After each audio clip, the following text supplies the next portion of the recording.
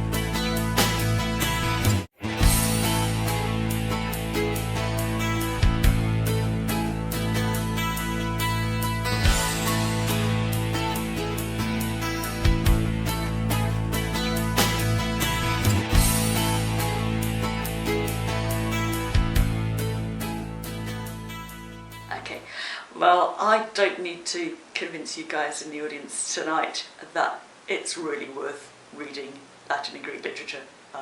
Everybody here knows that Homer is a great read.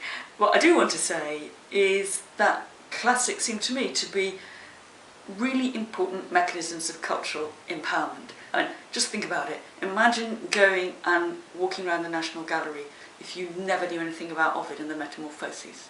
Imagine trying to read Dante if you'd never heard or knew anything about Virgil. Imagine thinking about James Joyce if you didn't know Homer.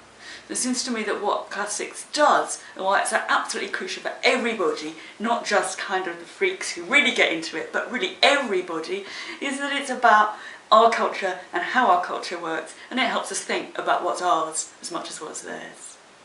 I had a great moment actually when I was teaching in this weird dream school with Jamie Oliver, because that point came home terribly strongly then.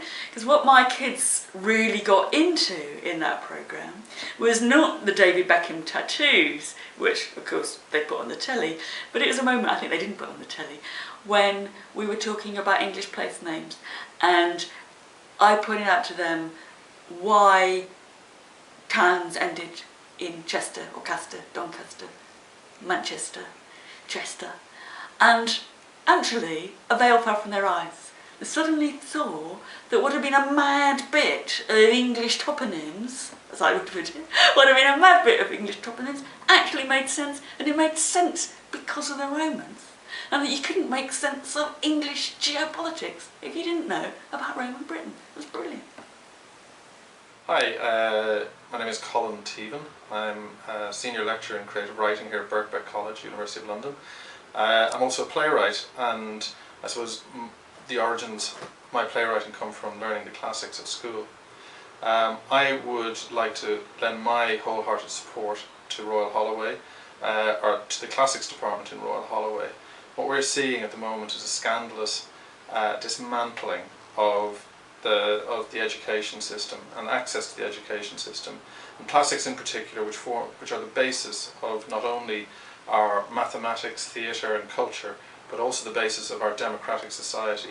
And in restricting access to this, we are restricting access to the broader population to understanding the nature of our politics and society.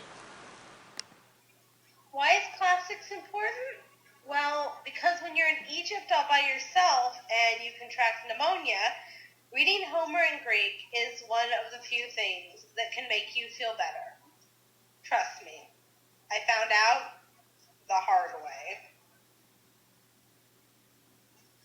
My name is Denise Chitness, and I'm studying Latin and Greek for A-level. People often ask me what's the point of studying Latin and ancient Greek. They say that they are dead languages and that no one speaks them anymore.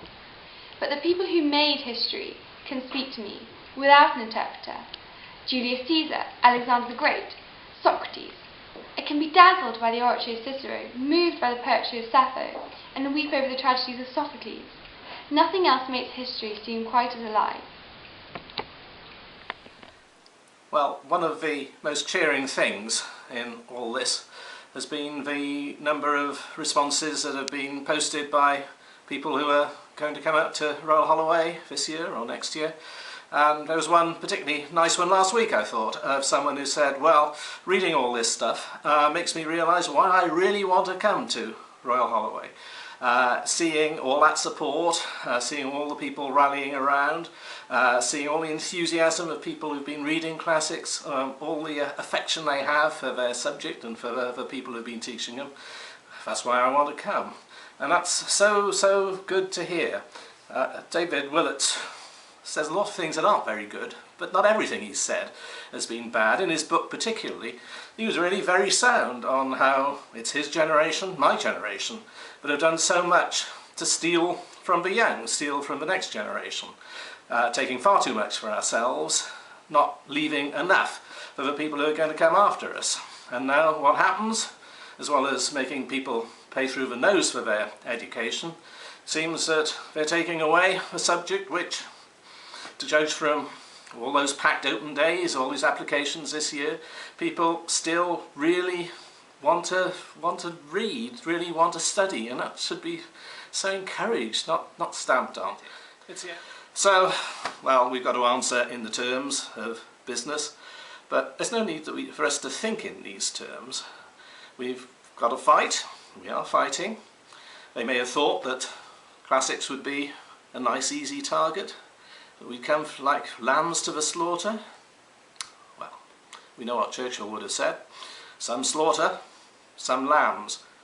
So, wear your purple with pride, and may the good prevail. I was very lucky to have Latin lessons at school twice a week for the first 3 years, and then I took it for GCSE and carried on for A-level, and I managed to do it at degree level, which was excellent. I like learning Latin because it improves your grammar enormously, because you have to learn all the cases and all the endings, and it's a lot of work, but it's really worth it. Reading the poetry especially, you can get a good idea of what it was like to live in those times and realise that humanity really hasn't changed all that much. They still worried about the same things, they still got rejected by girlfriends, they still got into debt, although nowadays you probably wouldn't have the same sort of loan sharks that they had then. Classics isn't the dusty old subject everyone thinks it is. All you need to do is pick up some Ovid or some Catullus and you'll see they definitely knew how to party.